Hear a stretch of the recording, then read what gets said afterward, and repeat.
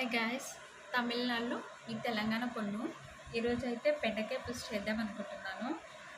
మీకు బెండకాయ పులుసు ఎలా చేయాలో చాలామంది తెలుసు, బట్ నేనైతే నా స్టైల్లో డిఫరెంట్గా చేస్తాను. చాలా అంటే చాలా బాగుంది, టేస్టీగా ఉంది.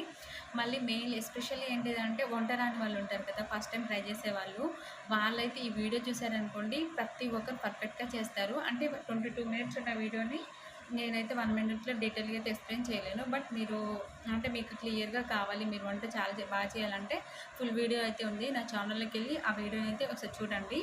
దానికంటే ముందు నా ఛానల్ అయితే సబ్స్క్రైబ్ చేసి లైక్ చేసుకోండి.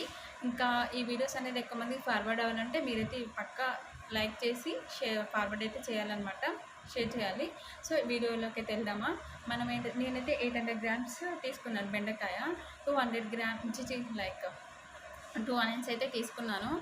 తీసుకున్న తర్వాత ఇంకా నేను దీనిలో స్పెషల్గా ఇంగ్రీడియంట్ ఏం యాడ్